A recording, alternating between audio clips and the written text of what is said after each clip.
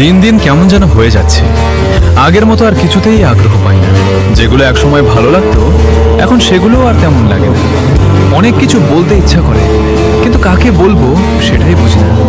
তাই চুপ থাকাটাই অভ্যাস হয়ে গেছে। মানুষের সাথে আগের মতো মিশতেও ইচ্ছা করে না, নিজের মধ্যেই থাকতে ভালো লাগে। কখন যে এতটা বদলে গেলাম নিজেও বুঝতে পারিনি।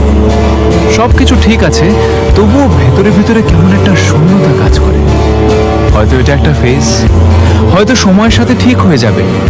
তবুও মাঝে মাঝে মনে হয়, আমি কি আগের সেই মানুষটা আছি, নাকি ধীরে ধীরে নিজেকেই হারিয়ে ফেলছি।